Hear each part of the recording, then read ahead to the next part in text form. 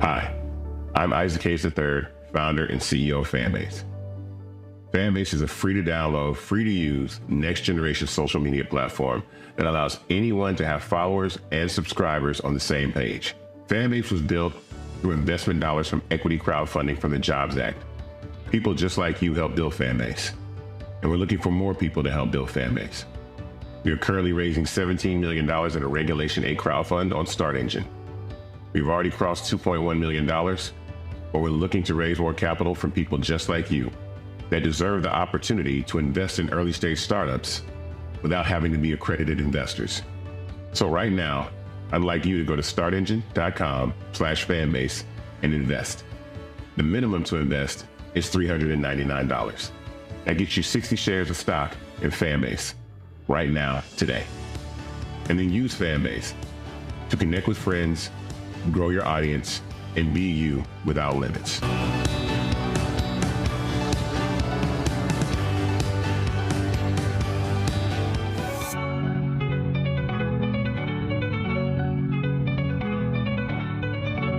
Black Star Network is here. Hold no punches. I'm real revolutionary right now. Support this man, Black Media. He makes sure that our stories are told. Thank you for being the voice of Black America, Roland. Stay black. I love y'all. All momentum we have now, we have to keep this going. The video looks phenomenal. See, this difference between Black Star Network and Black-owned media and something like CNN. You can't be Black-owned media and be scared. It's time to be smart. Bring your eyeballs home. You dig?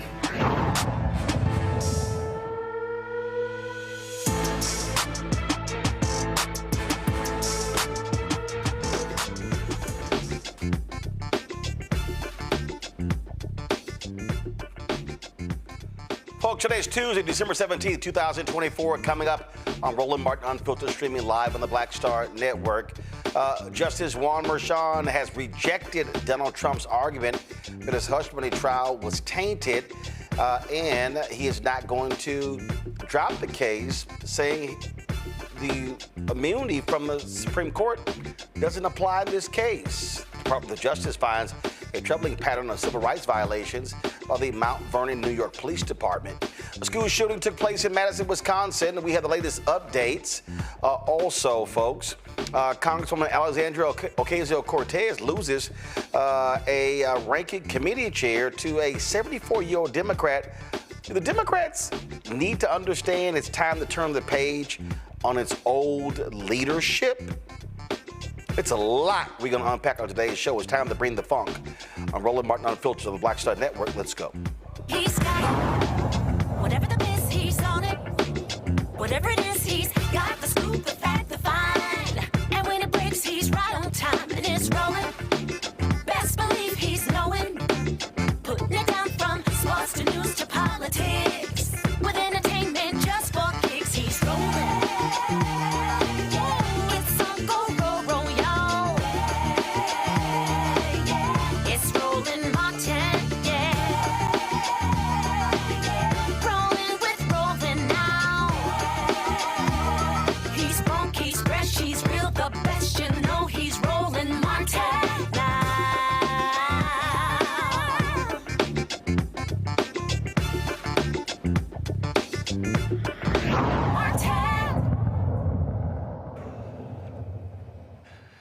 In New York State, Justice Juan Merchan has rejected Donald Trump's argument that his hush money trial was tainted by evidence. Merchan's ruling that Trump failed to raise his immunity argument in a timely fashion and didn't object to the use of certain evidence stemming from his time in the White House. Trump called the ruling illegal and psychotic and said in a social media post that Merchan had, quote, little respect for the Constitution. Trump faces as long as 4 years behind bars. The case is the only one of 4 criminal prosecutions to actually go to trial. Now, in Georgia, they have halted that particular case because of the election results.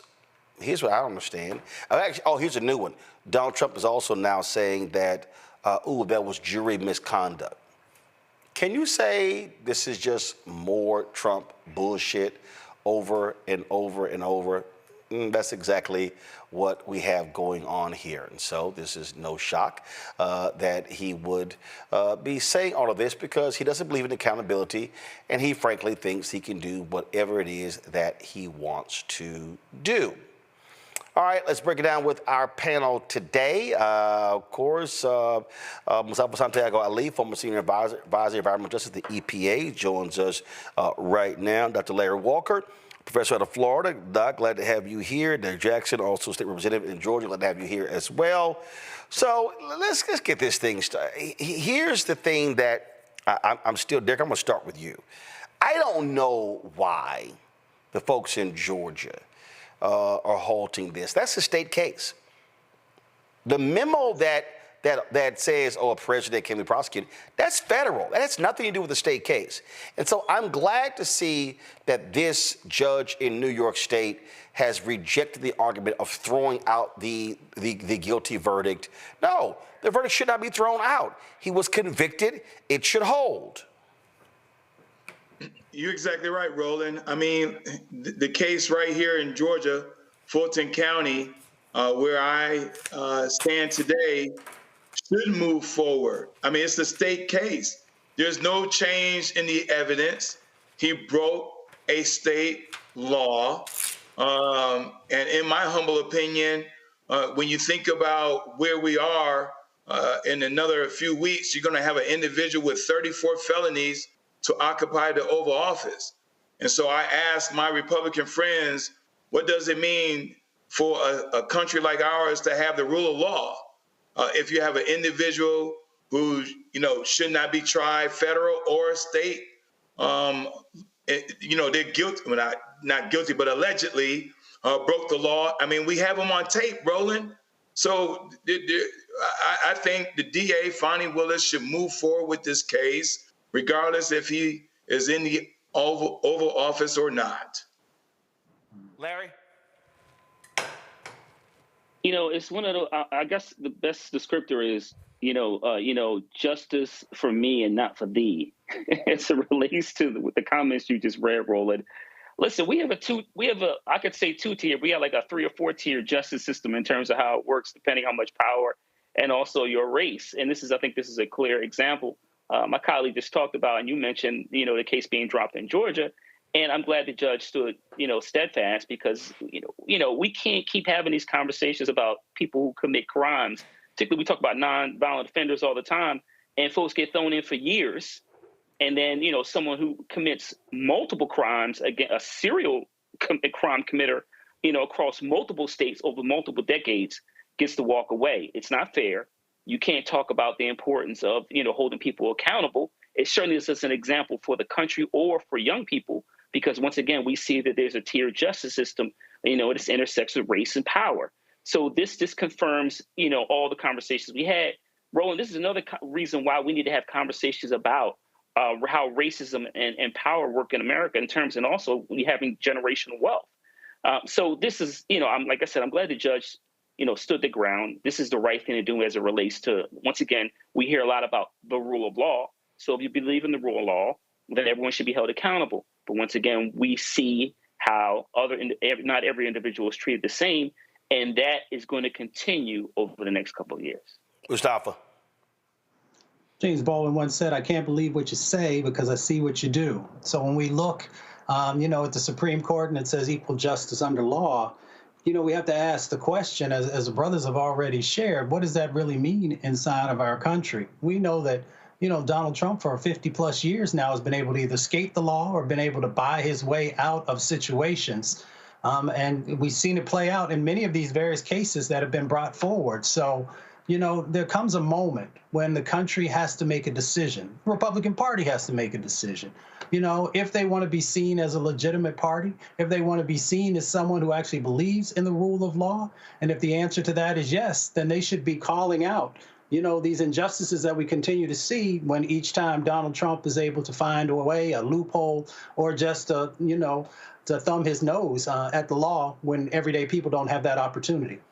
And look, he's not going to do that. And again, I just wish these people have some guts. And here's the deal. I keep saying this was a memo that was written under President Nixon. It's never been adjudicated. No judges rule on it. I say you move forward with the case, and if a judge rules, they rule. Derek? Yeah, you're exactly right, Roland. I mean, as my good brothers just mentioned, I mean, what is justice in America? Is justice based on one's pigmentation of their skin? Is it based on one's size of their bank account? I mean, and so if we are going to continue to be this beacon that my friends on the other side of the aisle love to say that we are in this world, what is the standard? I mean, I've just mentioned today, Roland, because there's some conversation saying that President Biden should pardon Trump. And I told the world today who would listen, absolutely not, because we're in this predicament because Ford gave Nixon a pardon. And so I know we overuse the word precedented, but this is unprecedented, and we need to be courageous and hold to, if we are to believe in this rule of law, as it's been articulated, then we should not allow for President Biden to give Trump no pardon. But he said if President Biden doesn't pardon him, he's going to pardon himself. Well, I've been real clear. There's no way in hell he should actually get a pardon from Biden. Gentlemen, hold tight 1 second. We come back. We're going to talk about President Biden speaking at the DNC reception. Both he and Vice President Kamala Harris. He makes it clear that he's not going to go anywhere, nor is she. Also, Democrats are making some changes among their leadership. But is it time for them to turn the page to a new generation? We'll talk about that. Plus, Young Dro, Les Brown. I chatted with both of them at the Global Hope Forum last week in Atlanta. We'll share those interviews with you as well. Folks, we'll be right back. Roland Martin Unfiltered on the Black Star Network.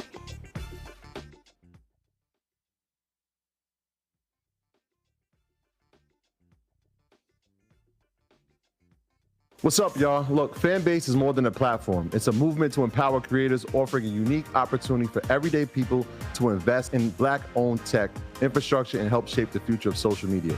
Investing in technology is essential for creating long-term wealth and influence in the digital age. The Black community must not only consume tech, we must own it. Discover how equity crowdfunding can serve as a powerful tool for funding Black businesses, allowing entrepreneurs to raise capital directly through their community through the Jobs Act.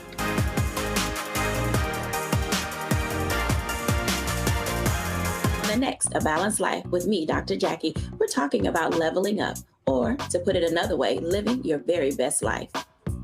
How to take a bold step forward that'll rock your world. Leveling up is different for everybody. You know, I think we fall into this trap, which often gets us stuck because we're looking at someone else's level up journey, what leveling up means to them.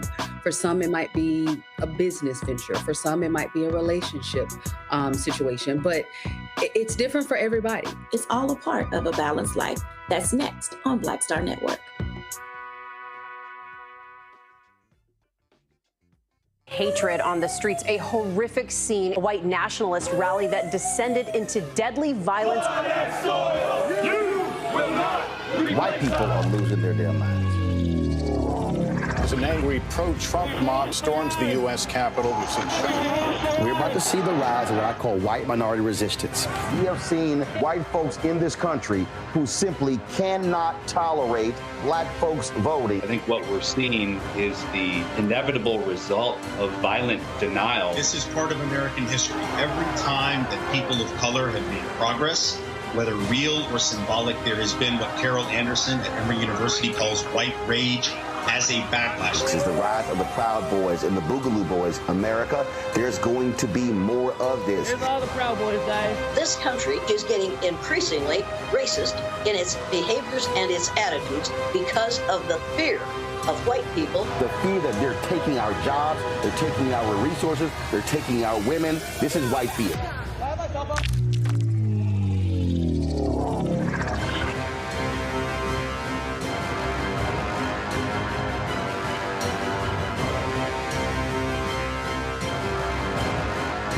My name is Mark Carey, and you're watching Roland Martin Unfiltered. Deep into it, like pasteurized milk without the 2%. We getting deep. You want to turn that shit off? We're doing an interview, motherfucker.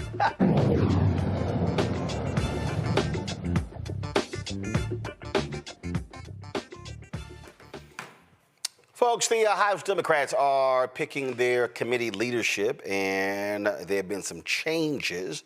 Longtime Agricultural Committee ranking Democrat David Scott has lost his position. He was voted out. There were lots of concerns over his health and stewardship of the committee, but the one folks have been talking about is the House Oversight Committee, where Gary Connolly has been battling Congresswoman Alexandria Ocasio-Cortez. Well, there was a leadership vote, then there was a total caucus vote. AOC lost out to Connolly. Now, here's the concern. Connolly is 74 years old, is battling esophageal cancer. And then you have Ocasio-Cortez, who's a younger member. And you've got a lot of folks who've been on social media saying, here go Democrats again, screwing this thing up. The reality, Mustafa, Congress is about seniority. That's what they look at. But I think it is important. Here you have, what, an 84-year-old Nancy Pelosi, who was against AOC, pushing Connolly. And I get seniority, I get knowledge and expertise, but also I think it is important to have some younger, fresher voices leading the charge, especially against these crazy, demented MAGA people. And I think this is an example where just like, when, the Democrats, they chose to lead the Communications and Policy Committee, they chose Congresswoman Debbie Dingell over Congresswoman Jasmine Crockett. And I'll tell you, if I look at the last 2 years, who has spent more time speaking on behalf of Democrats nationally and national media, it's been Congresswoman Crockett and not Congresswoman Dingell. Yeah, when you have youthful members who have experience, because many of these folks who we've just, talked about, they've been in the fire, they bring this energy that is so needed in this moment. You need that energy to be able to push back against all the craziness and chaos that's going to be coming. You need it also to sort of mobilize folks around the country for them to get excited and seeing someone who's able to articulate a message in a way that resonates with them. And we know that if we're going to have an honest conversation, that when it comes to younger people, they're trying to make some decisions about whom they want to support moving forward over probably the next decade. So it'd be great if they see somebody who they feel that they connect with and somebody whom, carries their values. Now, full transparency, I worked for John Conyers when he was chairman of Judiciary Committee, and he had been there for a long time. He knew the ins and outs. But we've got to have a mix. So we can honor our elders and the wisdom and experience that they bring, but you've got to have that innovation and ingenuity and energy that younger members bring, especially in this particular moment. And the thin thing here, Larry, Ocasio-Cortez, she's 35 years old. It's not like she is wet behind the ears. She's been there. And I can tell you, when you look at how she prepares for these committee hearings, she's very prepared. This is an example where I believe the Democrats desperately need youthful leadership. Even though when the leadership stepped down, when Nancy Pelosi, Steny Hoyer, Congressman Jim Clyburn, all three still remain in Congress. And they're still there, and all of them over the age of 80. And this is just a perfect example of where you do need fresh voices, fresh perspectives when it comes to the new challenges the party faces.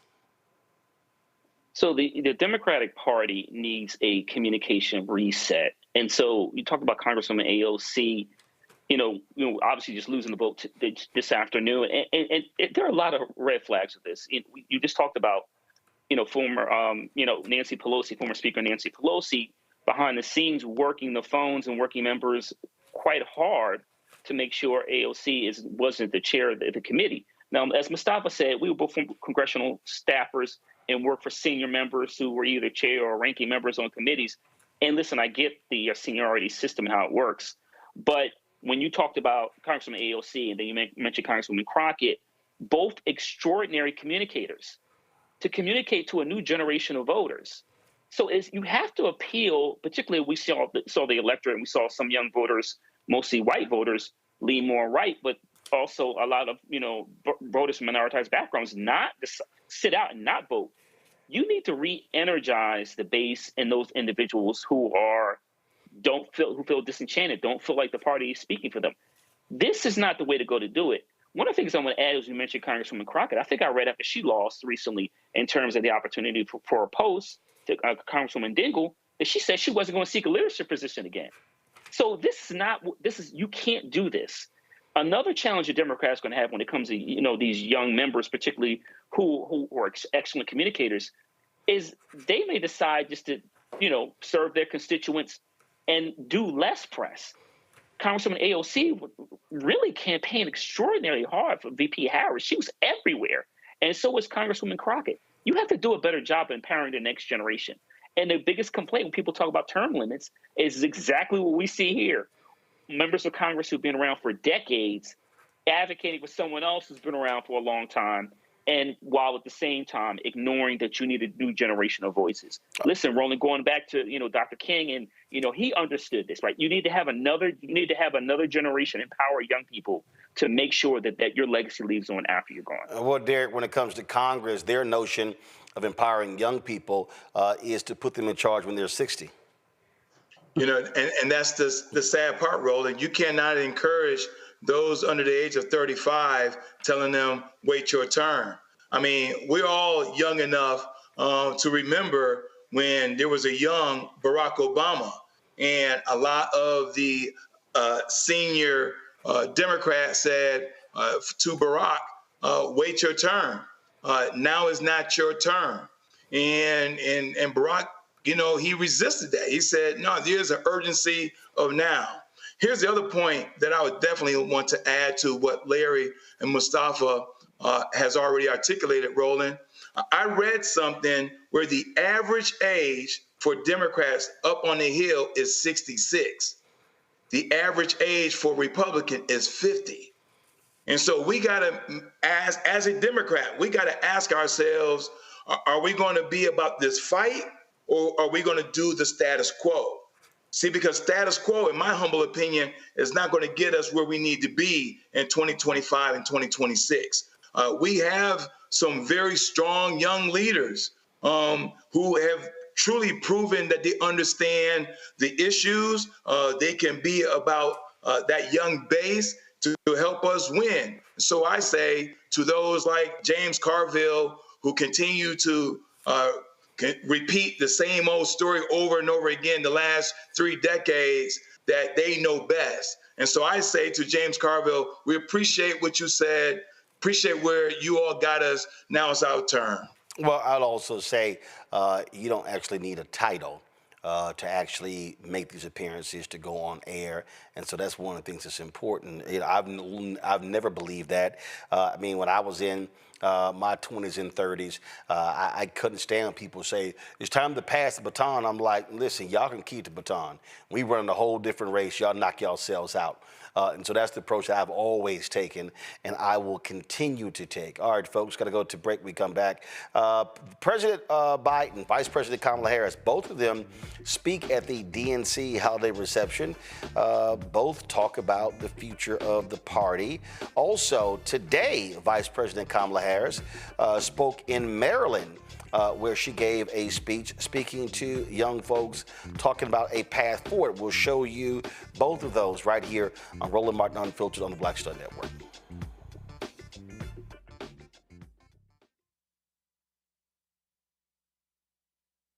Hi, I'm Isaac Hayes III, founder and CEO of Fanbase.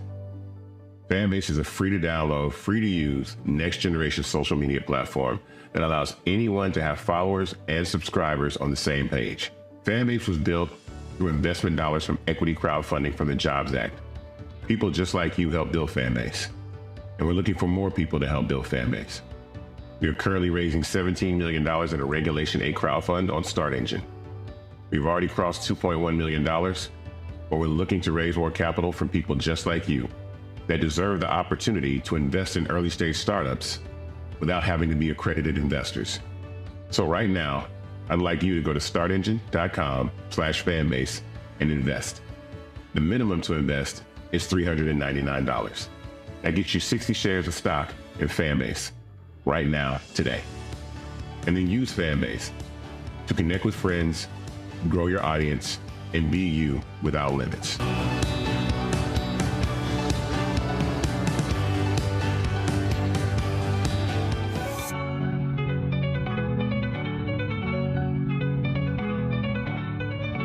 the next A Balanced Life with me, Dr. Jackie, 'tis the season, tree trimming, party going, and gift giving. And I don't know about you, but for me, sometimes it can be overwhelming, and sometimes it's just downright exhausting. Surviving the holiday season, we got tips for you for staying sane, solvent, striving, and thriving, and sometimes keeping a little money in your pocket. 2 things just out of the gate: set boundaries and set a budget. On a next A Balanced Life right here on Black Star Network with me, Dr. Jackie.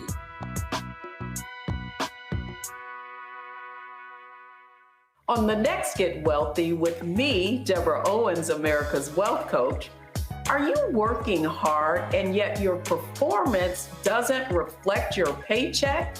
On the next Get Wealthy, you're going to learn some savvy career moves so that all your efforts actually show up in your bank account. Joining us is the founder of a career network, and she's going to share the 3 R's of accelerating your financial growth. Here's a tip as well. If you are an individual contributor and you desire to be a leader, do the work where you are now.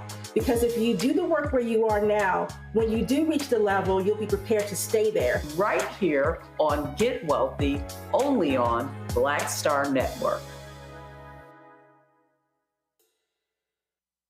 Now that Roland Martin is willing to give me the blueprint, hey, Cyrus, I need to go to Tyler Perry and get another blueprint because I need some green money. The only way I can do what I'm doing, I need to make some money. So you'll see me working with Roland. Matter of fact, it's the Roland Martin and Cheryl Underwood show. Well, should it be the Cheryl Underwood show and the Roland Martin show? Well, whatever show it's going to be good.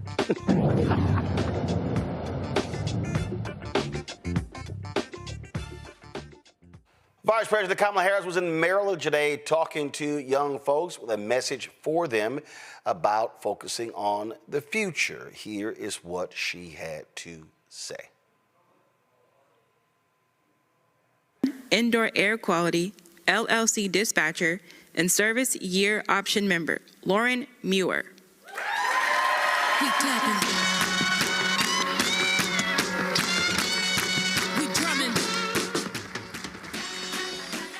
Good afternoon. My name is Lauren, and I am an 18-year-old currently enrolled in the Maryland Service Year option with Anthony & Son. This is an HVAC company, and I am honored to be working as a dispatcher apprentice in Rockville, Maryland. I grew up in Montgomery County and graduated from Seneca Valley High School this June in 2024. It is currently the largest high school in the state of Maryland, and I earned an additional degree of International Baccalaureate Career-Related Program. For me so far, this program has given me the opportunity to help people and provide them the best service we can, and in the process, giving back to my local community. I enjoy meeting new people in my local area and other areas in the DMV. But so far, my favorite thing has been going on site to watch our techs and learning about the industry and HVAC. This is an amazing program that has given me and others a new direction and given people a push in the right direction. This is a revolutionary program that was created in the mind of Governor Wes Moore, and it truly gives people enrolled in the program an amazing job experience, professional development, money management, and other important skills. We could have not done this without Governor Wes Moore's vision and believing in all of us. For this, we are grateful.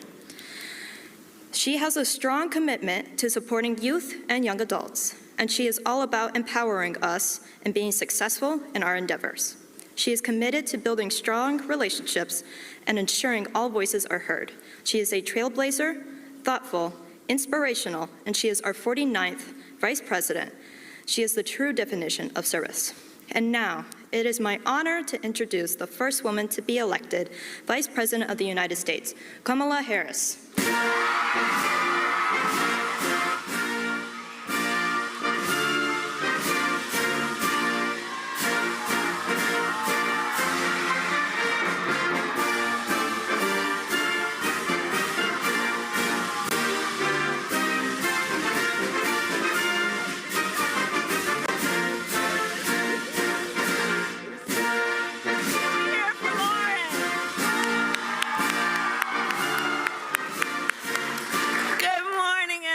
Have a seat, please. Good morning. Oh.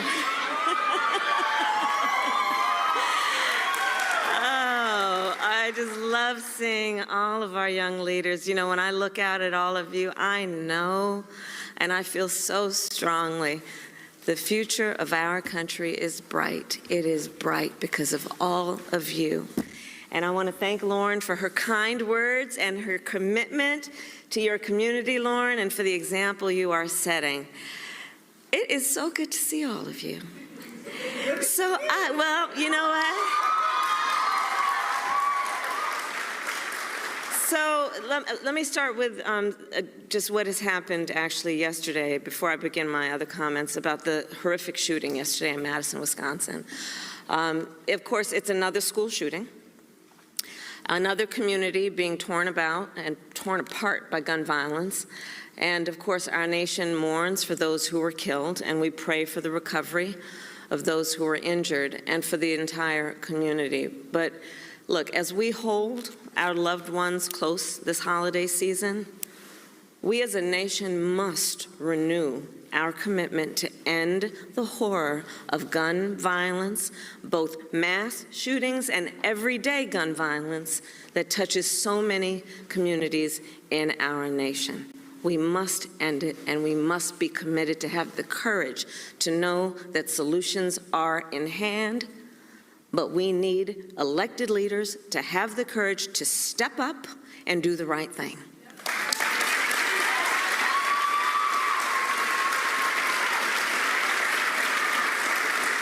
So with that, I will return to the reason we are here today. And I first want to thank all of the incredible leaders who are with us, including Governor Moore, my dear friend, your extraordinary Lieutenant Governor Miller, and someone I have worked with and known for so many years, your Senator-elect, also Brooks.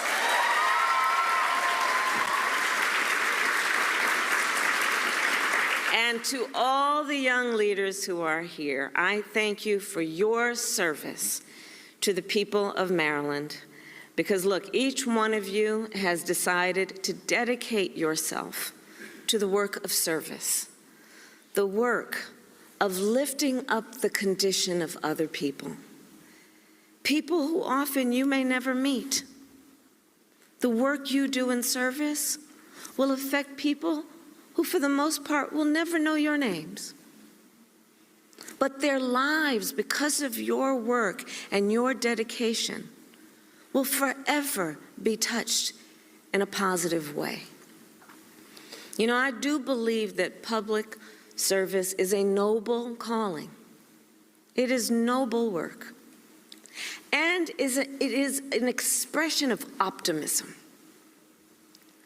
which is you know and believe, and it is being verified to each of you every day, that the work you do that can lift people up has effect. It matters. Your work is about the optimism that comes with knowing that one individual can make a difference in the lives of so many people. And God knows when you have a whole group like this doing it together, the impact you have on our nation and by extension the world. So today I came by to express my gratitude for the work you, like so many across our nation, have been doing to lift up our fellow American. And I am here to reaffirm our shared commitment to the work ahead. You know, over the past several weeks, since the election, I have received tens of thousands of letters from people across our nation, many of them young leaders, Americans from every walk of life, people of every age, race, faith, and political party. These letters share a common theme. Yes, there is disappointment, but there is also resolve for the future. One letter in particular stands out, which I'll share with you. A young woman named Sasha writes, quote, "There is nothing in the world that will take away my drive, energy, passion, and the destiny that I have to help the people of our country. And I think any one of you, as Sasha, could be, right? Nothing's going to take away that drive, that passion, that energy, that commitment. So Sasha, like all of you, inspire me. Young people who are rightly impatient for change. I love that about you. Impatient for change. Who will not let anyone or any circumstance defeat your spirit or your sense of purpose. You will not allow your spirit or your sense of purpose to be defeated. You who have, I think, by your actions adopted some advice my mother gave me a long time ago. She would say to me, Kamala, don't just complain about what is wrong, do something about it. Make it right. That's a life you all are living. You reflect the best of the America I have seen, be it during the campaign, during my 4 years as vice president, and throughout my life. An America where we recognize that we are all in this together, that no matter our background, we share the same dreams, aspirations, and ambitions for ourselves and our family. That we all have so much more in common than what separates us. That is our knowledge. An America where we are guided by the ideals that have always defined us when we are at our best. Dignity and decency, fairness, freedom, and opportunity for all. An America where we recognize that the true measure of the strength of a leader is not based on who you beat down, it's based on who you lift up.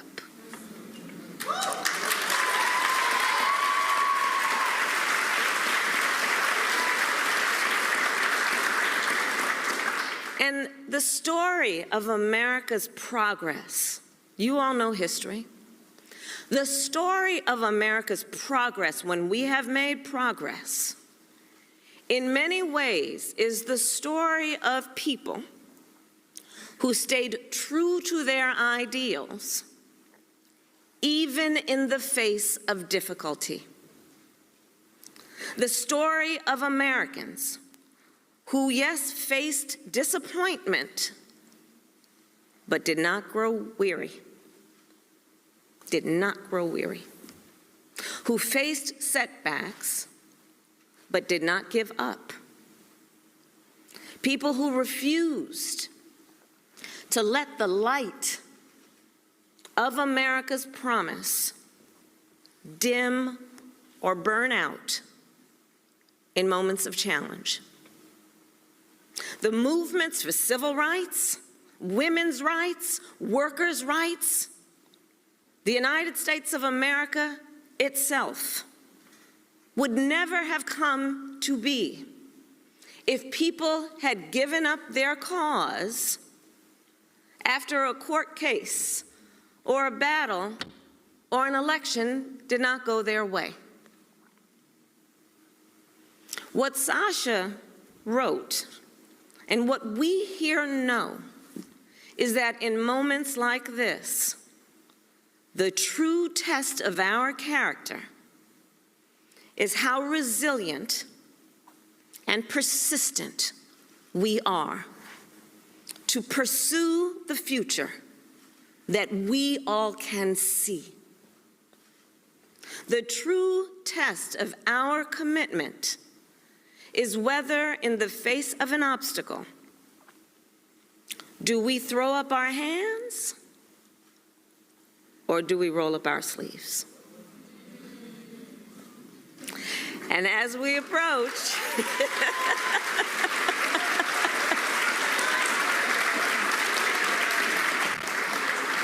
and as we then approach the end of this year, many people have come up to me telling me they feel tired, maybe even resigned. Folks who have said to me that they're not sure whether they have the strength, much less the desire, to stay in the fight. But let me be very clear. No one can walk away. No one can walk away. We must stay in the fight. Every one of us, including the fight for an economy that works not just for those at the top, but for working people, for all Americans. The fight to make sure everyone has a fair shot to pursue their ambitions. The fight for our ideals, including the equality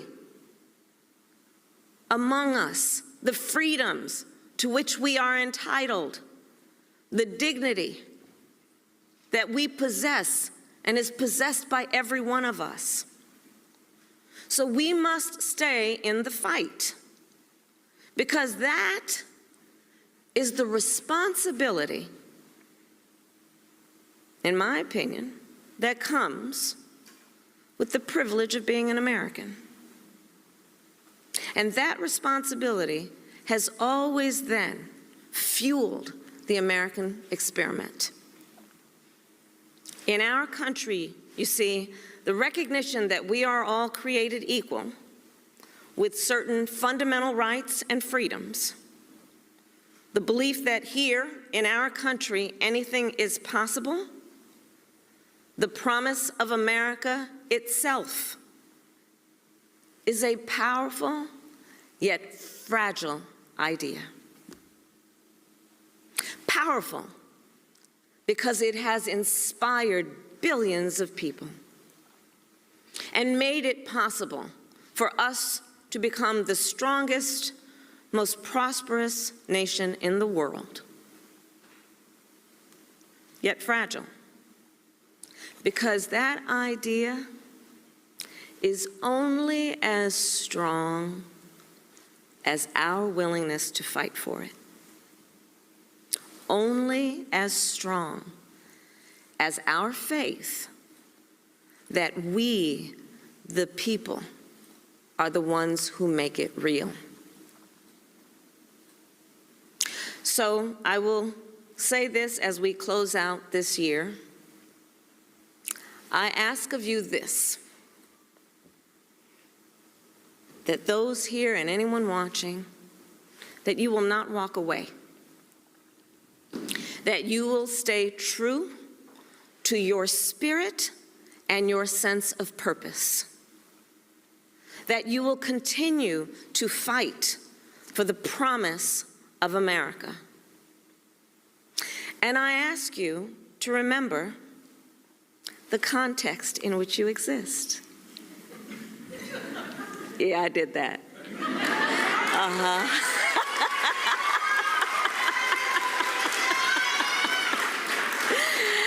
I ask you to remember that this struggle is not new.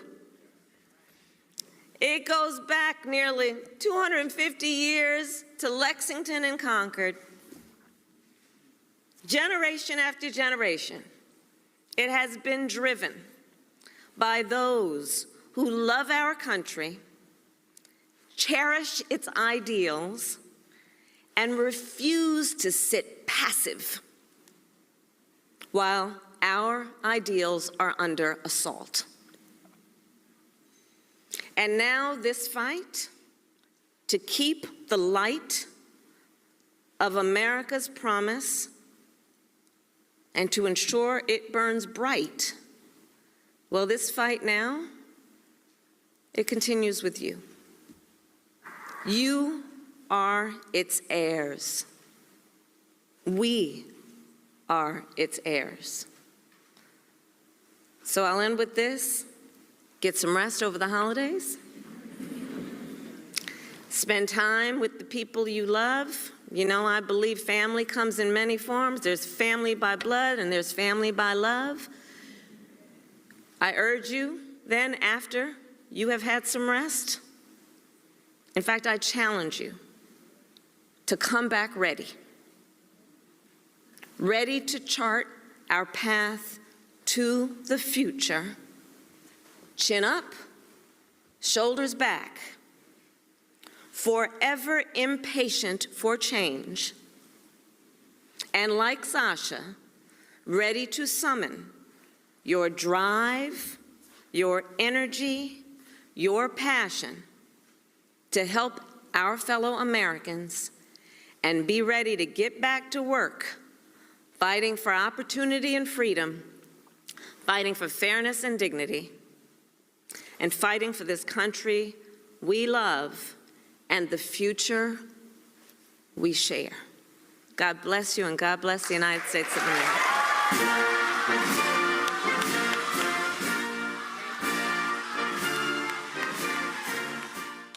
Larry, I want to start with you. You know, the vice president has been making similar remarks and in a number of settings.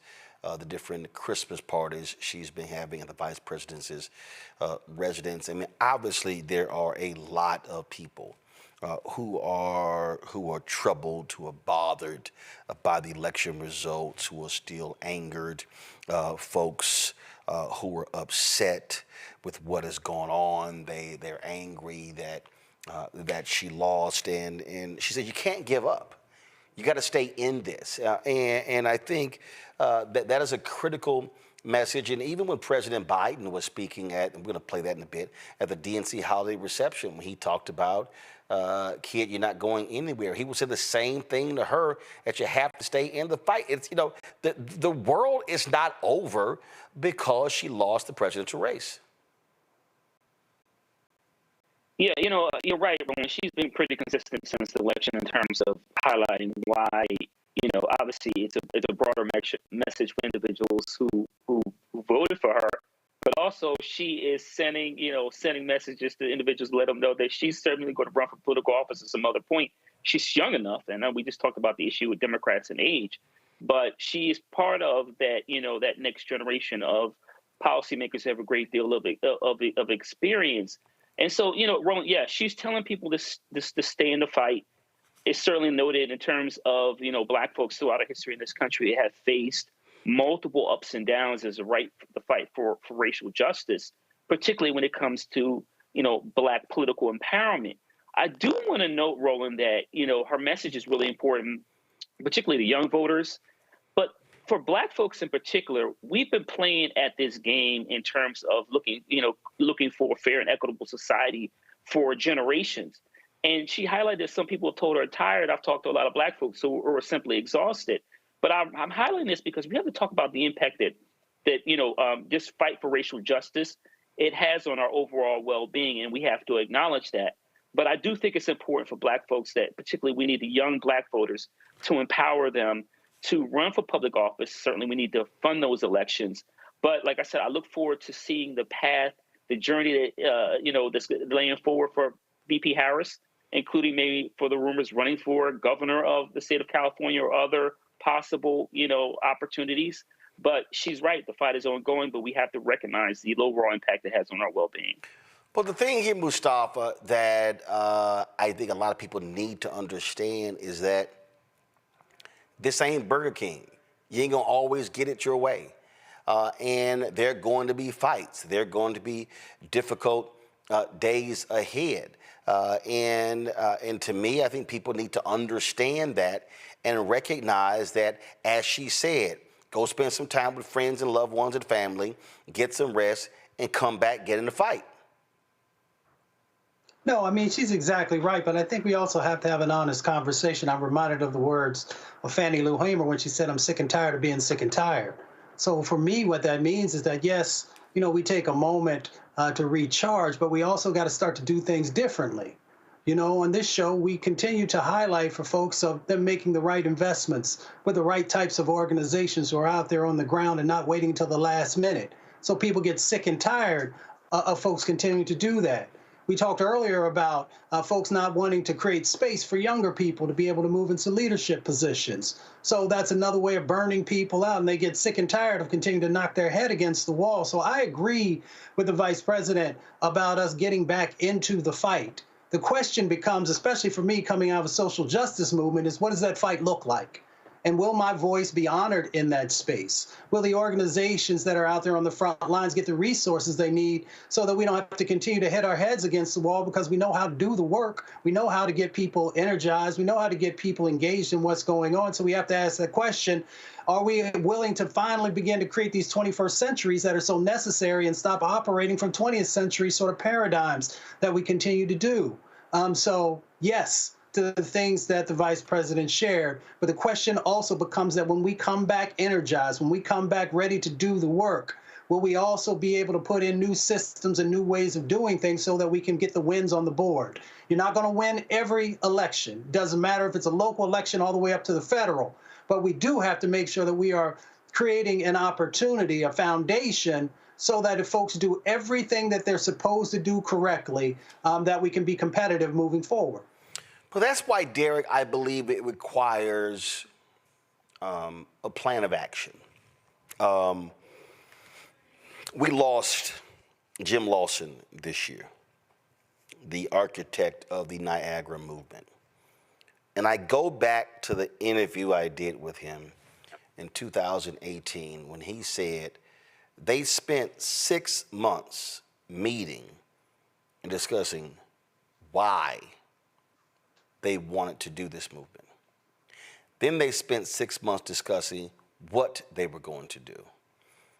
I think what we're dealing with now, and look, I get it, Reverend Sharpton and his organization, they're planning this march on January 20th in D.C., King's Day, that's fine. But the thing for me is, when's the planning meeting where you're discussing how you're going to fight? The things that Mustafa talked about. I have long been saying, you know what? You got the DNC picking their chair. Your black men and black women, various leaders, are they going to be sitting down with those folks who want to be the chair and saying, I want to hear from you directly, what is your plan of action? But here's the other piece. I'm not just interested in hearing what white folks what their plan of action is. I want to know what's the plan of action that we're going to hand to them. And so that to me, I think is important. You know, I'm sitting here right now looking at what's at stake in 2025. You've got gubernatorial races in Virginia, in New Jersey. You've got several other critical races. You've got a black Speaker of the House in Virginia. The question is, do Democrats still control the House there as well? I can go on and on and on. So the thing for me is, okay, how do we fund that? See, I'm not interested in just complaining about what resources we did not get in our communities in 2024. I want to know, how then do we say this is what we need in 2025 and this has to happen? Also, how are we also going to fund those things as well? That is what's jumping out at me, and I would rather be on the offense than the defense, and I would rather be reacting in a much more strategic way, as opposed to waiting for somebody to say, hey, now let's talk. No, I would rather be the one said, no, we're talking, meet us on this date. You know, I agree with you, Roland, but I will also say we got to go more than just planning, right? I can remember I was 6 years old when a meeting took place in Gary, Indiana in 1972, talking about the Black agenda. I remember, Roland, I was 29 years of age at the first Million Man March. Again, there was a plan and put in place. And so, you know, I don't care if we go back to 1972 or 29 years ago when we did the first march in Washington with the first Million Man March. I say we got to have both a political strategy, an economic strategy, and a cultural strategy. As a retired naval officer, I would tell you, Roland, that we don't need to exhaust a lot of time putting this plan together. I'm reminded that the definition of insanity is to do the same thing over and over again, expecting a different outcome. So I say, let's go back to what Dr. King did in the 60s, where they simply met in the basement of a church, and they realized who's going to do what. They had the lawyers in place. They knew that they were going to need some money, and then they put that Montgomery bus boycott into action. I say, let's do what they did in Gary, Indiana in 1972. And they start talking about what we need to do to reduce that gap between white and black families.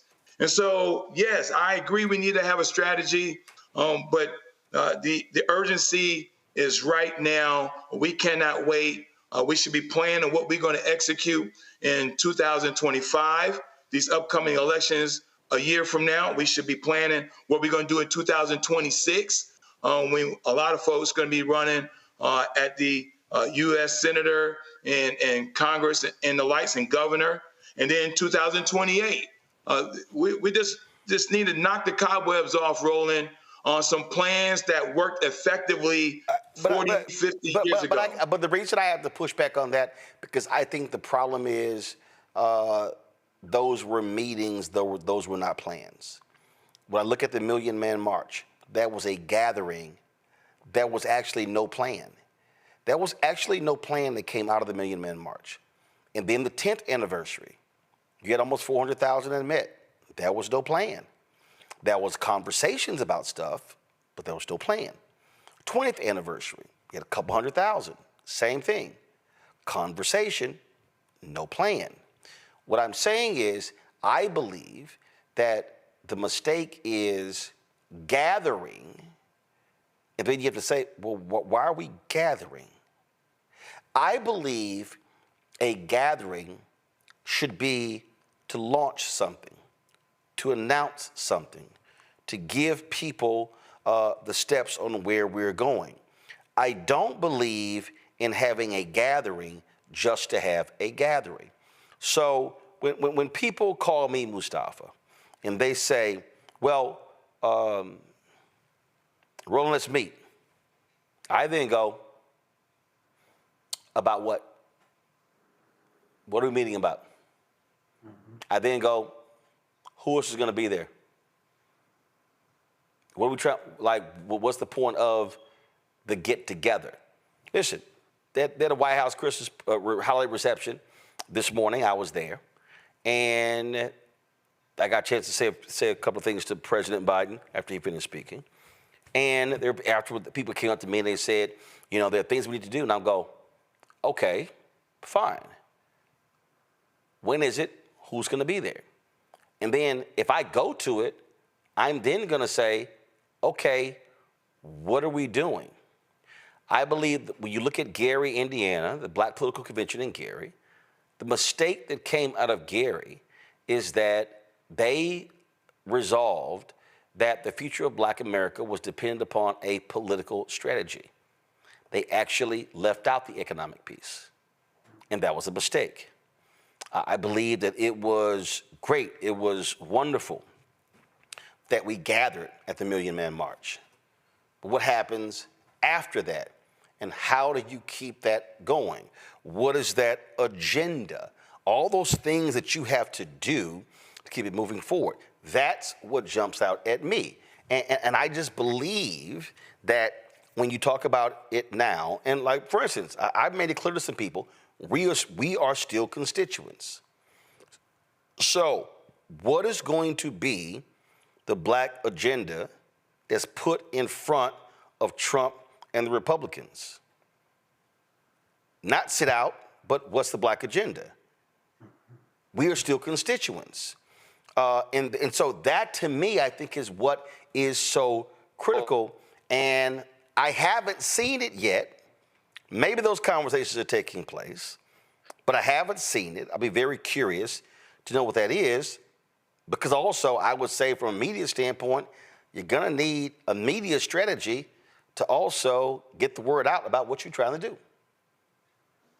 Yeah, so many of us are students of history, and Roland, I've heard you talk about it before, Dr. King's book, Where Do We Go From Here? And, some of the things that they talked about at that time. In this particular moment, we have to make a decision. The decision is, are we going to be reactionary? Reactionary means that you don't have a strategy, and whatever this particular administration or your governor or your county commissioner or whoever it might be, whatever they decide, then you are going to react to that and then make some decisions, after they've shared with you what their vision is. We have the opportunity in this moment to do a couple of things. One of them is to make sure that we have our strategy, our action strategy in relationship to the Trump administration. Does that mean that they are going to move forward on the things that we might suggest? We don't know until you be able to move those types of things forward, but we have a good idea of how that would probably be received. The other part of that is, how are we going to make sure that we are putting in place the things that are necessary? How are we going to hold corporations accountable for the sets of actions that they are going to do? How are we going to make sure that we are moving forward with getting the right types of people prepared for the midterm election, and we've vetted them and we've made sure that they understand what our sets of needs are going to be and what our sets of expectations are going to be. We can go down the laundry list of when you're being proactive of the things that you do and you put in place, and then if you're a reactionary, how you get, as Malcolm once said, the crumbs from the table. But it all becomes, sort of apparent once you get the right folks together, make some decisions, make sure that you are hearing from all the other types of folks around the country so that it is not just an elite group of individuals, but it is actually representative of what the people are asking for. And then you can build real momentum around that. And then you talked about the communications, which is critical, because you've got to be able to continually feed people what are the steps that are about to happen, what are the successes that are going on, and where are we continuing to run up against certain impediments, and how are we going to get around them. But all of that goes down to having strategy. Somebody who comes from the movements that I have, because we never had a huge amount of money, we always had to have strategy. And every time that we've had a success, it's been because we've had that plan that was in place. Everyone understood their role, and they understood what we were up against. And then we just build off of whether small successes or medium or large successes. So if you're not going to do that, then you're not serious about being a real player in the game, and you're not serious about making change inside of your community. And I hope I don't hurt anybody's feelings, but that's just the reality of what it is. But Larry, it's the same thing that the vice president is going to have to do. The vice president is going to have to take a hard look in the mirror and say, where did we fail? Where did we go wrong? What do we do? She has to do her own autopsy, not only of her campaign, she also has to do that for herself. So, for instance, there's talk that, she's made it clear she's not going anywhere. Okay, what does that mean? Does she run for governor of California in 2026? If she does that, she's not running for president in 2028. Does she run for president in 2028? If she says, I'm not going to run for governor, but I'm going to run for president in 2028, let's just be honest. She's not going to have the perch of the vice presidents. It's going to be an open primary. So now the question is, how do you now confront the negatives? How do you now confront the narrative that has been formed around you and about you? So what actions does she take over the next 1, 2, 3 years that positions her to be the front runner for 2028? And so all of those different things that has to be decided. And I think that it's not as easy as some people say. Like I saw one poll that said, she's polling at 33% for 2028. I'm like, y'all, anything right now for 2028 is utterly ridiculous. But that's what has to happen. And so now the question is, what is her position to come? Does she decide that she is going to be leading the anti-Trump messaging in 2025 and 2026? What's the vehicle in which she does that? Again, all of that requires a really smart understanding of what the plan of action is. And I just think that, again, for African Americans, our agenda is very simple, is how do we still, even when we, amongst ourselves, see, I can't tell somebody you need to vote in 2025 if they didn't vote 2024. I now got to get to why didn't they vote? What is it? Why are they checking out of the process? And so I believe there has to be, there should be, a listening tour of Black America as well, because we are seeing the numbers don't lie. The last election, the Baton Rouge runoff election as well, the Louisiana election last year, we're seeing where you have significant numbers of Black people, we're sitting out elections and then crying about it after the fact. So I agree with a lot of the points that you made, Roland. I think that, so there's a couple things here that, yes, post-mortem, the VP Harris has to, with trusted advisors, and, also I would say people who are community centered has to really kind of reflect on what went wrong. And I have some thoughts about that in a second. We do have to, and I agree with you about the listening tour. I think there are a lot of other methods, as a researcher. We need to really dig down and figure out, like you said, why there are less Democrats that came out, particularly, like I said, those minoritized backgrounds. So we need to be in a data collection. That's how I would describe it, in terms of figuring out not only why people didn't show up, but what do they want for the future? It may be very different from what you saw from the Democrats in terms of what they talked about. I don't think it's very different. I think the messaging was off. So I want to be clear about that. The other thing is that the VP Harris is to kind of, thread a needle here. And I want to acknowledge that she ran with two hands behind her back. What do I mean by that? First of all, she had to deal with how racism, sexism, and misinformation intersect. And then she had Biden's folks running the campaign instead of having an opportunity to hire her own people, right? So she ran with two hands tied behind her back, and against these headwinds, so to speak. I think the other thing is, in terms of VP Harris and what we do moving forward, I think we're already behind the eight ball. And what I mean by that is, I want to go to what Mustafa said about being proactive and then reactionary. Democrats have a tendency to do this. Your point about having a Black agenda putting before the Trump administration, that's something we should already have. Okay, if VP Harris wins, what do we have? If Donald Trump wins, what do we have? You have to, the Republicans, one of the things about them in terms of the politics, I've seen this working on the Hill and after, is that we talk about Project 2025, is they're always collecting information and planning when it comes to not just policy, because you get to the policy, it's messaging. How do I message? Listen, it's great if, in terms of student loan relief and some of the other stuff, but how was it messaged? How the Republicans said was, oh, you're giving all these people, all these, rich and middle class people student loan debt, not micro-targeting and explaining in terms Black folks are more likely to benefit from that. So we really, and one of the things about this policy issue, we got to focus on the messaging. The Republicans have excelled at it for decades. The Democrats have to play catch up. They have to constantly revise whatever policy and messages they have continuously. You can't pause because you think somebody's going to win. You always have to have updated policy and messaging piece and a policy piece relating to economic issues, et cetera, to reach the masses and to make sure you respond in times of crisis. It's really about crisis management. And the reality is Democrats have not responded to crisis as it relates to what we've seen here in the last couple of years, and last couple of weeks. What Mustafa said is that we're reactionary and not proactive as it relates to messaging and policy.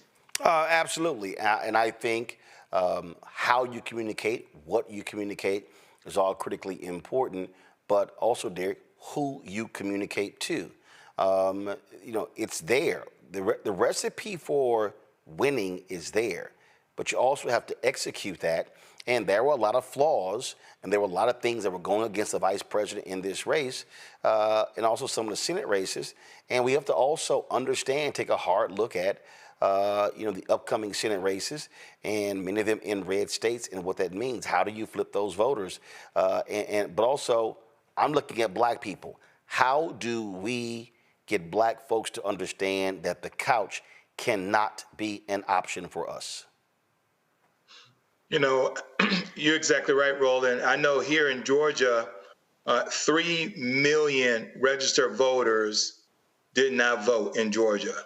of that 3,700,000 of those registered voters that voted in 2020 did not vote in 2024.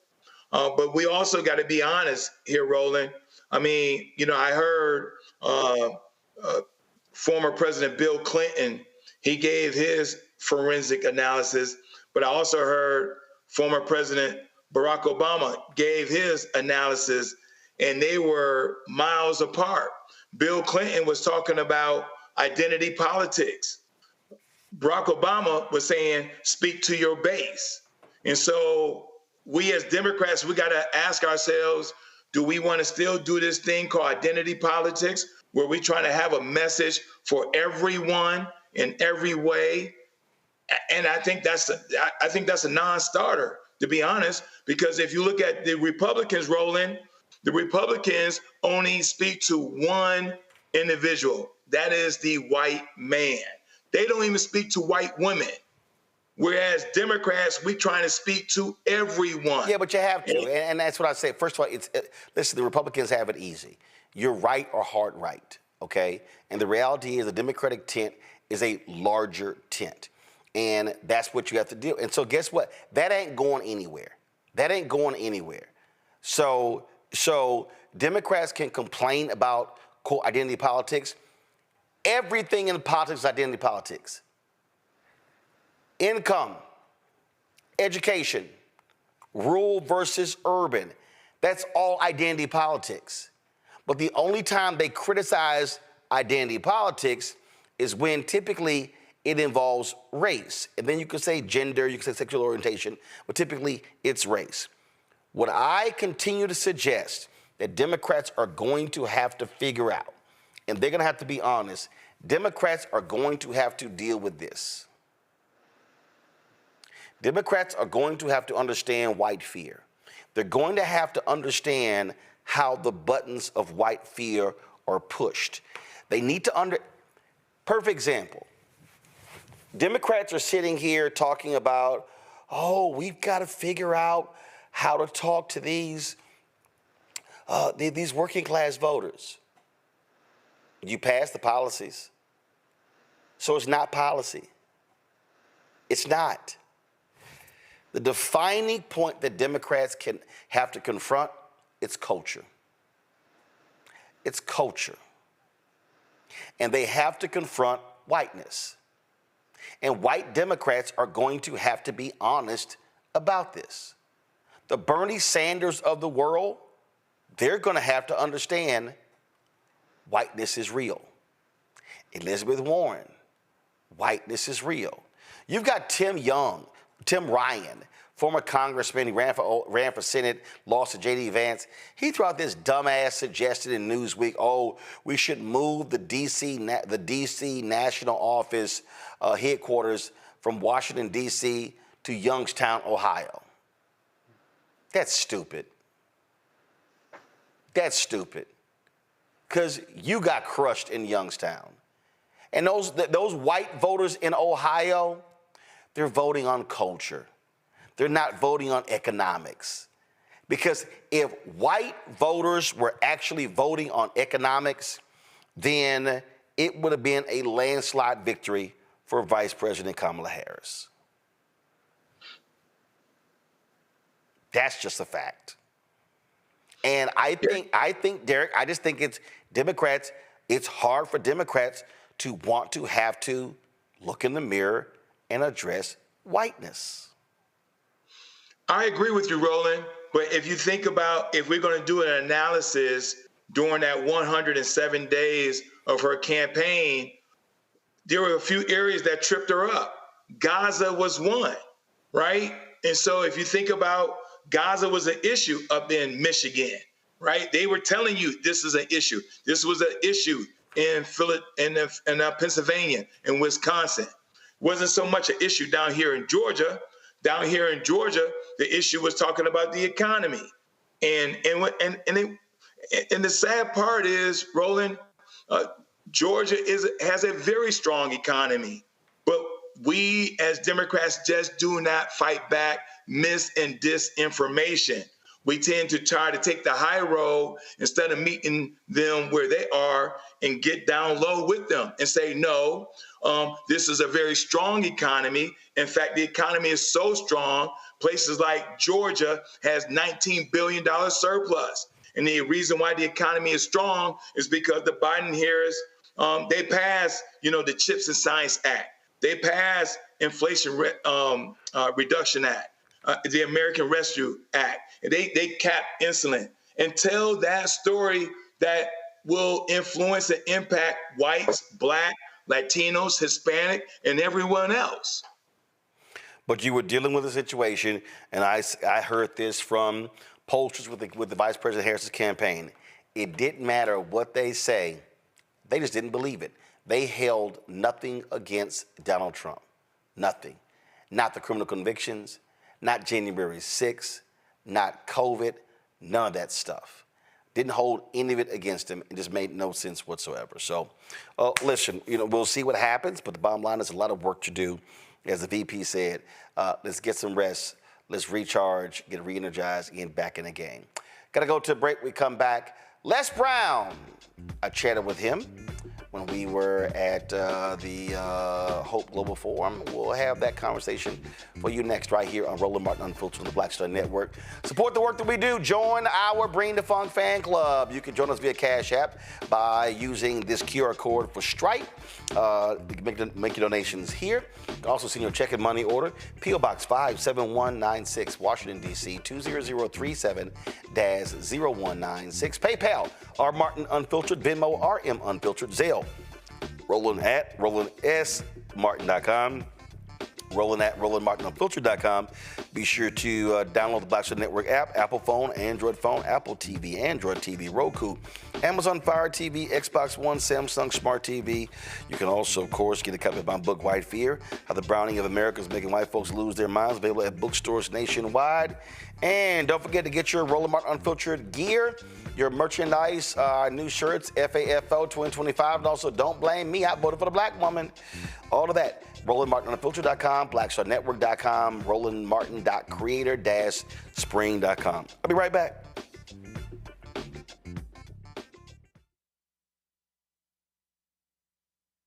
Hi, I'm Isaac Hayes III, founder and CEO of Fanbase. Fanbase is a free-to-download, free-to-use, next-generation social media platform that allows anyone to have followers and subscribers on the same page. Fanbase was built through investment dollars from equity crowdfunding from the Jobs Act. People just like you help build Fanbase, and we're looking for more people to help build Fanbase. We are currently raising $17 million in a Regulation A crowdfund on Start Engine.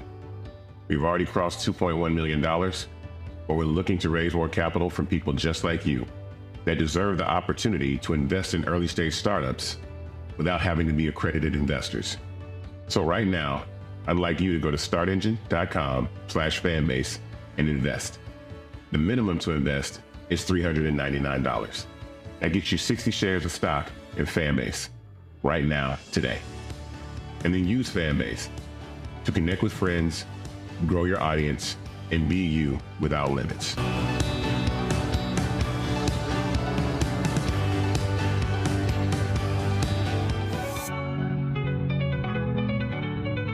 On the next A Balanced Life with me, Dr. Jackie, 'tis the season, tree trimming, party going, and gift giving. And I don't know about you, but for me, sometimes it can be overwhelming, and sometimes it's just downright exhausting. Surviving the holiday season, we've got tips for you for staying sane, solvent, striving, and thriving, and sometimes keeping a little money in your pocket. 2 things just out of the gate: set boundaries and set a budget. On a next A Balanced Life right here on Black Star Network with me, Dr. Jackie. Now streaming on the Black Star Network. I had been trying to get a record deal for a long time. You know, when I finally got signed to the Motown record label in 2003, I was 34, 35 years old. And up until that time, I had been trying to get record deals the traditional way. You know, you record your demo, you record your music, and you send it, you know, to the record labels, or maybe somebody, a friend of a friend, knows somebody that works for, you know, the record label.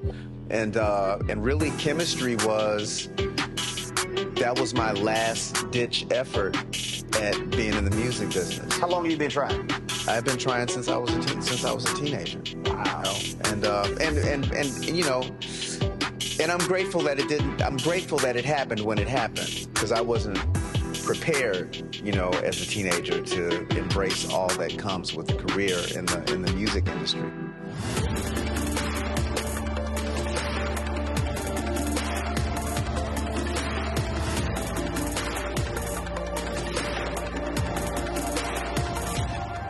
Hey, this is Motown recording artist Kim. You are watching Roland Martin Unfiltered. That boy, he always unfiltered, though. I ain't never known him to be filtered. Is there another way to experience Roland Martin than to be unfiltered? Of course he's unfiltered. Would you expect anything less? Watch what happens next.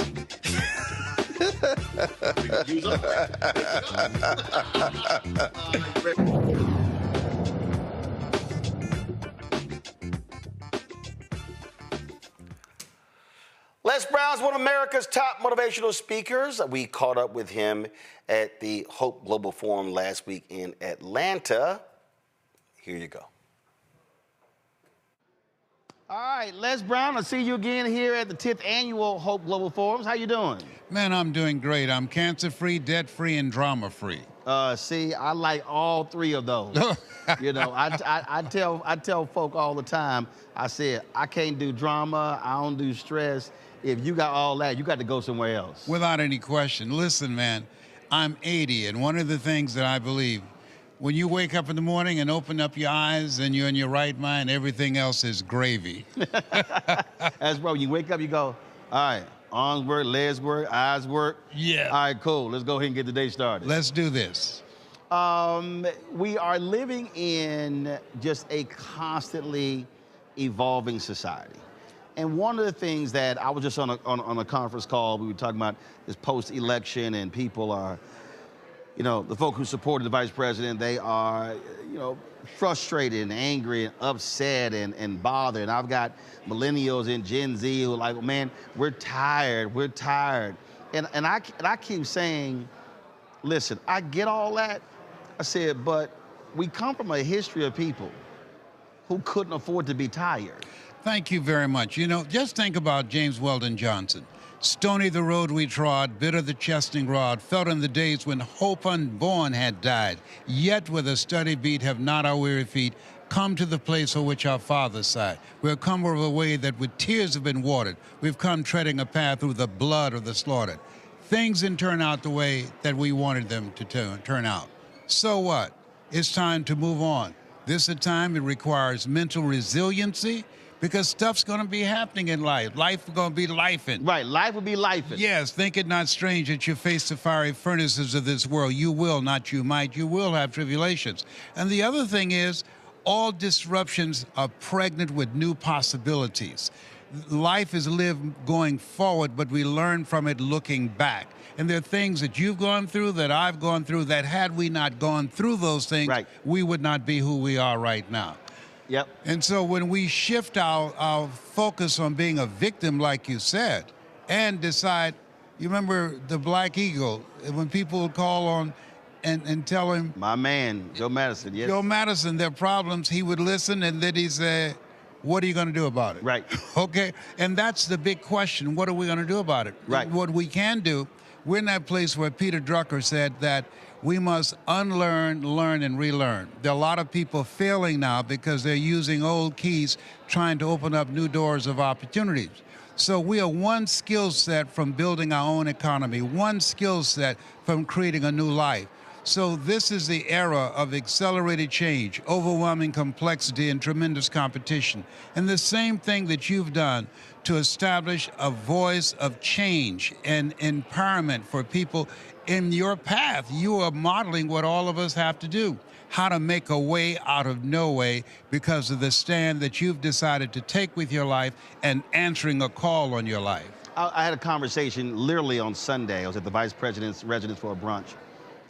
And it was three black male journalists. One brother said, man, I bring your name up every 5 weeks because of what you built. And I said, and they were talking about content and stuff like that. I said, content is easy. I said, but I need you to focus on the business of the business. I said, I need you to go behind the camera. I need you to understand how much the camera costs. I need you to understand how much the 3 cameras cost. And so I was explaining to them how I started, and there were a lot of there were guys who were like, oh man, that Canon C300 is amazing. I was like, yeah, but the body and the lenses is $20,000. I said, I needed 3. I didn't have $60,000. I said, so I got 3 Canon XA25s, HD cameras. I said, serve the purpose to start with. I said, I didn't allow the fact that I could not afford 1 Canon C300 today to stop me from launching the show. 3 years after we launched the show, I own 5 Canon C300s. Yes. Now, you're demonstrating it's never a shortage of money, just a shortage of thinking and resourcefulness. I mean, this phone, not even this phone, this is the iPhone 15 Pro Max. Steven Soderbergh, Oscar winner, shot a movie on Netflix called High Flying Bird, which is a very great movie, with 2 iPhone 7s. Wow. The 7. iPhone 7 and the Filmic Pro app. And so I was telling these brothers, I said, you have to be thinking that way. I said, you're coming out of a mainstream media environment where you have been conditioned that you need 10 people, you need all this stuff. I said, no. I said, you have to match what your vision is with what your realities of your money, but then not let that limit what you're trying to do. And artificial intelligence allow you to have a greater impact and do it more economically than ever before. There's no excuse. All the stuff that's going on right now. Yeah. I believe that politics and religion keep people at each other's throats to divide us. But the people that are going to make it are the people that are doing what you're doing. And that is, we were born to create. And the creators and the people who take a stand to live the calling on their life are the people that's going to make the impact that we need right now for our children and for our children's children. What you're doing, I admire, and I admire you to a very large degree because you're doing what I told my children and my grandchildren. Live your life the way you want to lead your life. You know, live a life that will outlive you. And so I want you to know, thank you for what you're doing, the stand that you're taking, and the impact that you're making that will impact generations yet unborn. I appreciate that. You sent me a video, and in that video, I love when you told the story, I think you were quoting someone, saying that the place that has the most ideas is the cemetery. Absolutely. I love that story. Yes, because Dr. Miles Monroe, who was one of my mentees, and good brother. Yes, indeed. I was mad at God because of that plane crash. I'm telling you, it's just the 10th anniversary. But he said the ideal situation for a man or woman to die is to have family members praying with them as they grow, as they cross over. But imagine, if you will, being on your deathbed and standing around your bed, the ghost of the dreams, the ideas, the abilities given to you by life. But you, for whatever reason, you never pursued those dreams. You never acted on those ideas. And there they are standing around your bed, looking at you with large, angry eyes, saying, we came to you, and only you could have given us life. And now we must die with you forever. And the question is, if you died today, what dreams, what ideas, what abilities, what books, what music will die with you? See, when you sent that to me last year, the reason that was amazing, so in 2018, the year I launched this show, I was finishing my contract with TV One. They'd offered me a new contract. And I said, I'm not going to take it. So I'm talking to my agent, also my fraternity brother, Mark Watts.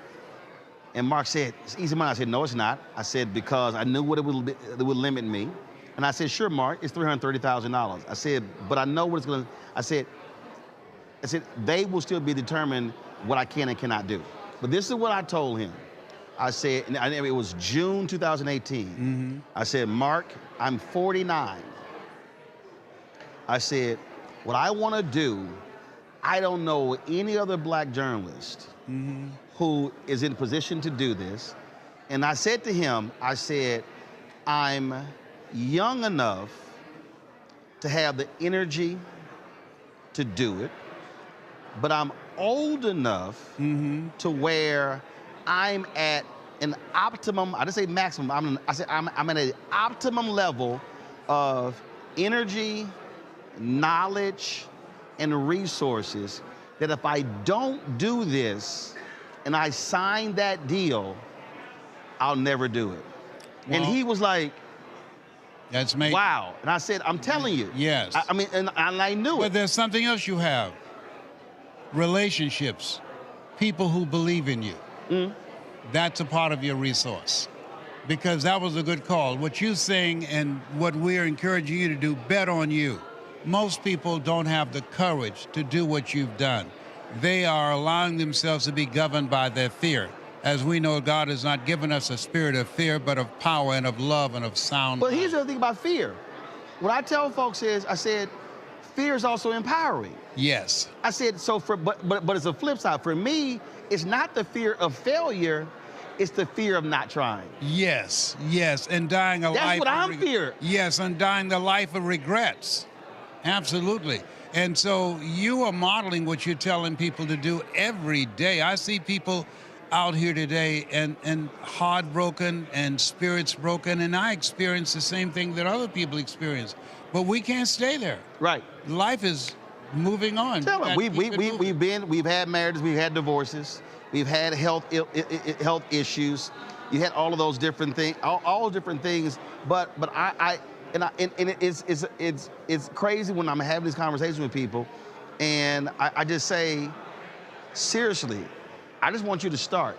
Yeah. And I just think that is just, it's the hardest thing to get someone to understand is say, no, you gotta believe in you. And that's what's so crazy. Like, they will kill themselves. They want 30 people to co-sign. And I always go, damn them. Co-sign you co-sign your own idea and say, let's go. That's right, figure it out. That's what anybody who's ever done anything, they made a commitment. And there's a reason we're taught not to decide, what am I going to do? I got to figure this out. To walk by faith and not by sight. There are things that we can do that we will never discover that until we challenge ourselves. And I want to make it clear, life is hard. But if you do what is easy, don't give yourself a chance to win, your life will be hard. But if you do what is hard, your life will be easy. So I got to ask you this here, because this always comes up too. I'm sitting in Milwaukee last month, and a brother asked me about getting bigger, doing more stuff. And I said to him, I said, I'm not concerned with that. And he looked at me, and he said, I think you're scared. I said, oh, no, I'm not scared. I said, I'm not scared. I said, you're measuring what you want to do based on someone else. Yes. I said, I don't measure myself compared to somebody else. And he didn't understand. I said, I don't need that validation. That's major what you just said. Henry David Thoreau said, do not go where the path may lead, go where there's no path and leave a trail. What you're doing, there are a lot of young people watching you. You're leaving a trail for other people to follow, many other young people who will see a future that we don't get to see. Now, I'm 31 years older than you, okay? At 80. I'm 50, no, you're now 24, I'm 56. You're 56? I turned 56 November 14th. Okay, well, I'm 80. So listen, I used to think people in their 40s were old. Now that I'm 80, I feel like I served at the Lord's Supper, but I got some good tips. But the thing is, even being 80 and even being 56, what people also then don't realize is the number of people who launch careers after they turn 50, who transition. And so it frustrates me when, going back to your graveyard point, people who it's there, and they're, I don't know. I mean, I don't have this. I don't have that. I don't have the education. I don't have this. I don't have this. And I'm sitting there going, no, what you have is enough. Live full and die empty. That's the key. Give it everything that you got. I remember I was in Vegas, and at that time, Gladys and I were married, and a guy was seated next to Frank Sinatra, and I heard him say something to this young man that I'll never forget. He said, live each day as if it were your last, because one day it will be. See, my hashtag is #live life, love it. In fact, somebody sent me a DM today, the mother of professional basketball player. She said, I just love how you live. And I said, listen, I said, your point, no one knows. I said, use everything. I Yes. said, use it. I said, being a constant, and a brother asked me, he said, man, how you up on all these new stuff? I said, because I'll never stop learning. Yes. I said, I want to know what's the newest thing. How can I use that? How can I use this app? I said, for me, that's fun. Yes. When you're learning those different things. And so to me, that's also, I think, part of this. You never stop learning. You keep reading, you keep studying, you keep listening, you never stop. George Washington Carver said, do what you can where you are with what you have and never be satisfied. That's what you're doing. You're at 80. Is there, I always ask this question to everybody. Is there one thing that you haven't done that even you like, I gotta do that?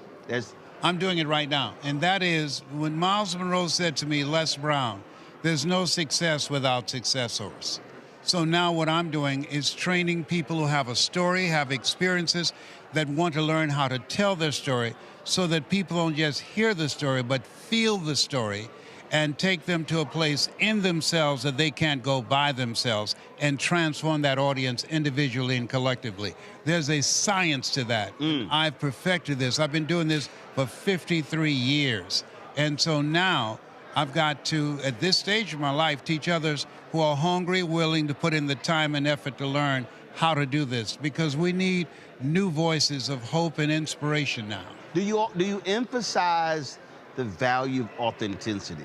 Because I've heard, I remember I was at this event and there was, this person was training through Zig Ziglar and all sort of stuff like that. And they finished the speech and presentation was great, tone was great, all those things were great. And I felt it was empty. And the person came to me and they was like, you didn't like it? I said, oh, no. I said, it's certainly, I said, but I didn't feel it. Yes. I said, because it wasn't applied to the craft and the people in the room. I fundamentally believe that the greatest speakers are ones who use their personal experiences. Without any question, because when you're speaking, people are asking, who are you? Right. What do you have? Can I trust you? And they want to relate to you, they want to identify with you, and they want to connect with you. You can't correct unless you connect. And so you have to create an experience so that people, when they hear you, they feel you, and they become self-persuaded to say, I need to do something different with my life. And that's what I'm teaching and training people how to do. Of all the places you've gone and you've spoken to, is there a particular event, a particular speech or presentation in the city, whatever, that even now you get goosebumps thinking about how they respond? Without any question. I was in Atlanta, and my birth mother was there, but I didn't know because I'd never seen her. And so I spoke in the Georgia Dome. It was 80,000 people. Wow. In the Georgia Dome. People go online and see Les Brown speaking in the Georgia Dome. And I was so afraid they had to come get me out of the restroom. Mike Williams, my mentor, he wrote a book called The Road to Your Best Stuff. He says, Brownie, come out there waiting. I said, Mike, I can't hear the voices. He said, you're scared, aren't you? I said, yes, it's 80,000 people out there in a stadium. He said, are you listening to me? I said, yes. He said, do it for your mama. I said, don't use my mama on me, Mike. He said, do you know how proud Miss Mamie will be to say, my boy spoke in the Georgia Dome? Come out and do it for your mama. I said, okay. So I came out. I asked them to pray for me. I had them put their hand on my head, and then I went up and spoke. But I was terrified even when I went out there. And I say, even if you're afraid when you do something, feel the fear and do it anyhow. So when people see it, it gives me goosebumps. I say, I can't believe that's me. What's weird is, like before I go out, I'm like when you're watching a game or a boxing match or whatever, and you see the players and how it's like, yo, I'm ready to hit that field. that's how I always am. So I don't like for them to, some people like to go into a quiet space. Yes. The reason I don't like that is because I need to feel the room. Yes. I have to. But I want to challenge you on that. Feel it. No, you don't. I'm going to tell you why I say that. I'm looking at you. I'm seasoned. I've been around the block a few times. And you spoke one day, you got me, you just broke me down. I called you and said, yeah, you did. I said, hey man, give me your cash app. I got to send you something. You broke me down. You couldn't see me? No. But here's what I mean by I feel it. You're speaking from your heart. Right, but here's what I mean I feel it. Yes. I'm allowing discernment. Yes. To speak. And what then happens is, and again, I can't write it down. Whatever I'm feeling, yes, God then gives me the word. You get a download. So when I go up, I've literally had people say, how did you know this audience was going through what you were talking about? I said, that wasn't me. No. So that's why it's like they always say, we got a room for you. I said, no. I'll stick, because I need, like I don't write speeches, but I've changed the whole message. I'm sitting there and I'm like, something else is going on. Well, so I'll tell you what it is. Howard Thurman calls it the voice of the genuine. Is that in life, all of us have moments in our lives that we will hear the voice of the genuine. It's the voice within. And if you cannot hear it all of your life, your days will be spent on the ends of strings that somebody else pulls. You're marching to the beat of a different drummer. You are able to listen to listening to an audience that you can't see. You can't train that. That's intuition. That's spirit in you that allows you to create that connection, even though you're not in the room with them, but they are going through an experience where you take them, and that's what you did to me. And I've had some people get mad that I didn't speak to the points they gave me. Yeah. And I said to them, well, that wasn't what was given to me. No, come on now. Yes. You didn't speak. Like one dude, I mean, he was really upset. We gave you 5 points. You didn't mention any of them. I'm like, yeah, I know. And I was like, I was like, oh, because the reason I wasn't worried about what he thought, because the room erupted. And my deal was, I wasn't speaking to you. Come on now. I was speaking to them. Yes. And he was hot, and he got fired about 6 months later. Another person hit me, said, you know, he ain't no longer here. Yeah. But I was trying to get him to understand. I said, Doc, you don't bring in speakers to say what you want them to say. Right. You bring them in for them to touch the people, and you let them do what they do. Like, I wouldn't tell you, hey, Les, here's my theme, here are the whole points, go. Hey, what? No. And one of the things that I'm training speakers, you do your research. I teach speakers that the philosophy that has governed this industry that allowed me to stand out, that I went in the opposite direction. The Dale Carnegie course, which is a great course, they teach tell them what you're going to tell them, and then tell them what you told them. I teach never let what you want to say get in the way of what the audience needs to hear. Right there. And all that get understanding. You do your research. I know that. I watch you. I study you. And I'm so proud of you. Well, I appreciate it. I just want people who are watching this. There's somebody watching this. And you're right. The value of digital is that, and I've experienced it. Somebody come up to me and they'll, man, I'm like, that was 12 years ago. The beauty of this is that you don't know who's watching. Yes. You don't know when they're watching. Yes. You don't know what time of the morning or the evening they're watching. And it may touch them, and it may move them and motivate them. And what I tell folk is, though, the blessing is not that they were moved. I said, the real challenge is if you never said what he told you to say. I said, then that's the failure. Because God said, I'm going to send this person here. Whether you don't do your job and say it, when they come, there's nothing there for them to actually hear and see. Right. That's powerful. Yeah. So you better do it. Yes, indeed. Got to be obedient to that. It was always good to see you. You're looking good. I love this here. I got this from a young lady. I said, that's beautiful. That is. And she said, well, if you would do an interview with me, I'll give it to you. I said, the interview's done. You like turn that bad boy on? Yes. Yes. It's always good to see you. Thank you so much. I appreciate it. Continue to do the greater work. That's what you're doing. Thank you. Appreciate it. Take care. Bye. Whole lot of gems that were dropped there, Larry. Yeah, that was. First of all, it was great to see him. It's been a while, and good to see that he's still around. But a sage advice, and this is why it's really important in the Black community to listen to our elders. He talked about certainly things won't, in terms of things won't always be easy. But once again, I think connecting with what Harris talked about, putting in the work, and make sure you continue to be steadfast and stay at it. And if you do, there are a lot of wonderful things that will come out in the very end. But, I think it's particularly a good message for young people, particularly those who are just getting involved in the political process and life in general, that you got to stay at it. It's hard work, but it's, like I said, at the very end, it's be well worth it. Derek? I too enjoyed the interview, Roland. The 3 points I would make that we just witnessed was the authenticity between you and Les. It's great to see him. Man, if he's that 80, that's kind of 80 I want to be. But the authenticity that you both exchange. The second point is how relevant the information, how rich it was. And then last but not least, impactful. We can watch that interview again, Roland, 10, 20, 30 years from now. And the topics that you and Les share will be authentic, relevant, and impactful. Mustafa?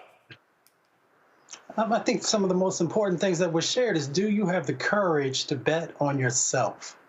I mean, folks really need to let that sit inside of them and be able to answer that question, because so many folks in our community, unfortunately, have given up. They don't believe that they deserve something better, and the actions that come when you've lowered your expectations. One of the things I've always enjoyed about Les, I read his books, I listened to him growing up, when he used to always talk about you got to be hungry. And being hungry means, for some of the folks who are a bit younger, you're always on the hustle, you're always on the grind, but you have a plan, you have a strategy, and you believe in yourself. And if we could get our people to once again believe in themselves, we could change so many dynamics that go on, both inside of our country and across our planet. So I will always take those words. They're planted deep. They found fertile ground in my soul, and I hope that they do with others. All right. Gentlemen, Frat, I appreciate it. Thank you so very much for joining us on today's show. Thank you so very much. Y'all be well, folks. That is it for us. Don't forget, support the work that we do. It's stuff that nobody else is really doing. We are focusing on really touching and teaching and getting you to understand what's happening in this world.